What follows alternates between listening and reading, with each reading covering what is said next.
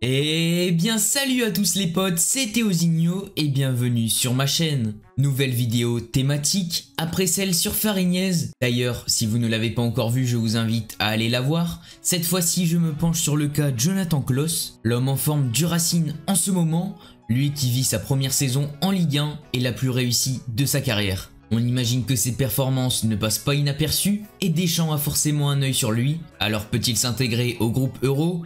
Voici est-ce que Jonathan Klaus peut rêver de l'équipe de France. Alors je vais commencer par dresser un bilan de ses 8 premiers mois au Racing, ainsi qu'un récapitulatif sur ses performances. Effectivement, elles ne sont pas passées inaperçues puisqu'il a été très vite interrogé dès le début de saison sur cette possibilité de jouer en bleu. Il déclare ne pas penser à l'équipe de France, mais c'est forcément un rêve pour lui.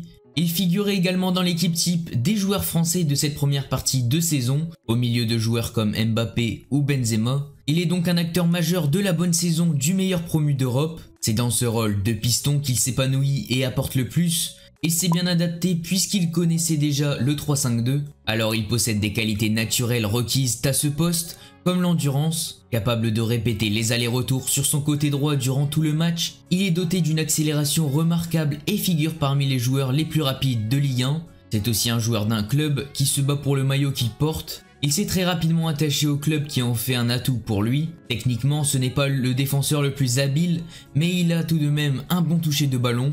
Il compense aussi ce manque par sa vitesse.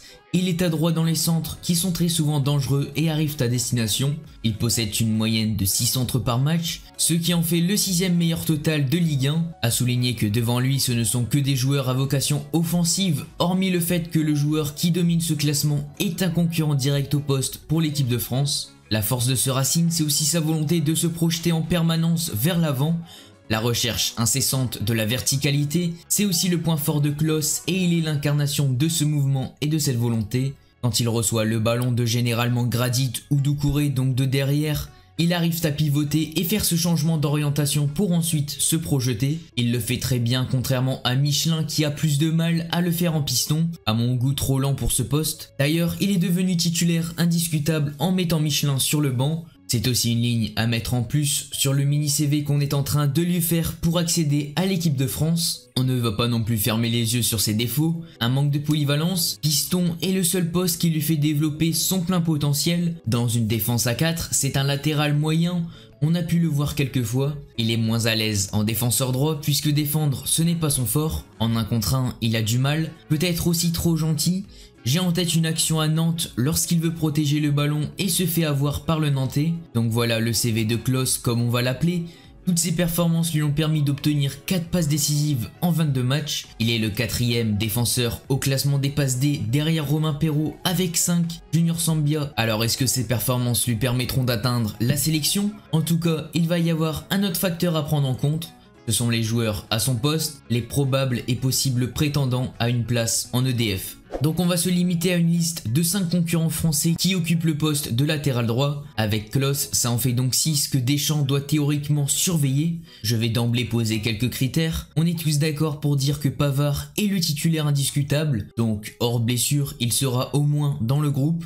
On cherche donc sa doublure, ce qui en résulte qu'il reste une seule place en latéral pour 5 joueurs. Alors le premier concurrent, c'est Léo Dubois qui devient maintenant un habitué des rassemblements à Clairefontaine depuis 1 an et demi. Il connaît déjà 6 sélections, ce qui en fait le plus expérimenté de cette liste. Cette saison, il n'est pas dans une forme exceptionnelle, mais il a des stats similaires à celles de Klaus, 2 buts et 3 passes décisives en 24 matchs. En 2021, il revient très bien comme un signe 6 mois avant l'Euro. C'est d'ailleurs lui qui est en tête du classement du plus grand nombre de centres tentés par match. Rappelons que Klaus est 6e, donc Dubois devrait être la doublure de Pavard à 90% pour l'Euro. On sait également que Deschamps surveille Ruben Aguilar. Il avait eu le droit à une sélection lors du dernier rassemblement. Il avait plutôt bien honoré sa chance malgré la défaite des Bleus 2-0 face à la Finlande. On va dire que dans la hiérarchie des défenseurs droits, il se positionne à la 3e place. Il a aussi un gros avantage par rapport à Klaus, c'est qu'il connaît le groupe France malgré le fait qu'il ne l'ait connu qu'une fois. Deschamps préférera logiquement sélectionner un joueur qu'il a déjà pu côtoyer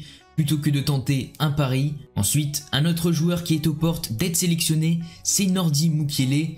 Il n'a encore jamais été sélectionné en équipe de France A. Passé par Montpellier, il était parti à Leipzig et fait partie du projet allemand. Il a connu les demi-finales de Ligue des Champions l'année dernière. Ils sont en 8ème cette saison et mal embarqués face à Liverpool. Ils sont 2ème de Bundesliga en course avec le Bayern pour le titre. Mukiele n'est pas étranger à cette réussite et s'est imposé sur le flanc droit depuis 2 ans.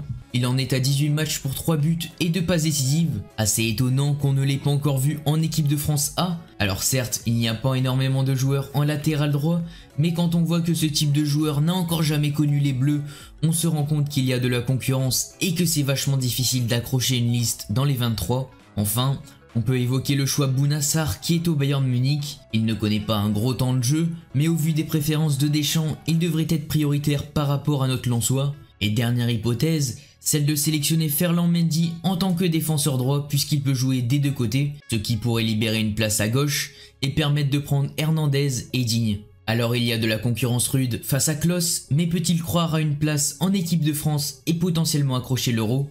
L'idée ça va être de d'abord se concentrer sur une échéance proche, c'est-à-dire l'Euro ou le prochain rassemblement en mars, puis d'élargir la réflexion au long terme. Donc à 4 mois de la liste des convoqués pour l'Euro, peut-il réussir à y figurer? On va commencer d'abord par le négatif et le fait que Didier Deschamps déclarait début 2021 avoir une grande vingtaine de sa liste. Cela veut donc dire que c'est des joueurs qu'il connaît déjà, avec des doutes très limités. Klose est hors de ce cas. De plus, cela va aussi beaucoup dépendre du système. Ça devrait partir sur une défense à 4 avec en charnière Varane Kimpembe. Comme on le sait, ce n'est pas le poste dans lequel Klose a évolué cette saison. Et il y est aussi moins à l'aise. Et personnellement, si on joue à 4 derrière, je ne prends pas Klose malgré le fait que j'aimerais le voir porter le maillot français à l'Euro. Alors en revanche, ce qui joue en sa faveur, c'est que Deschamps sort souvent des surprises de dernière minute. Quand on pense à Pavard et Hernandez titulaires en Coupe du Monde et même dans le groupe, Klose a de quoi y rêver. On va dire pourquoi pas le long terme pour Klose, mais Deschamps prévoit plutôt l'avenir avec des jeunes. Klose, c'est déjà 28 ans, et puis il faudrait que ça passe avec une défense à 3. J'ai du mal à imaginer cela. Mon avis personnel dans tout ça, je pense que certains le voient trop rapidement.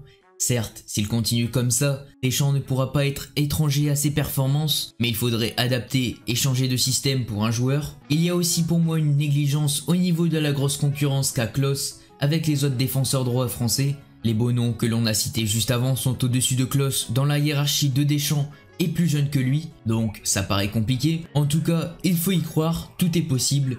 Il continue ses bonnes performances et ça arrivera. Donc avant de finir la vidéo, je vous rappelle que vous disposez d'un code de réduction de moins 10% sur tout le site de MyCaseFC. Vous pouvez commander votre coque ou même des produits personnalisés sous les couleurs du Racing avec le code Teozinho. Le code et le lien sont en description. En tout cas, n'hésitez pas à liker et à vous abonner si la vidéo vous a plu. Moi je vous dis à plus dans une prochaine vidéo. C'était Teozinho. Allez, salut et allez lance!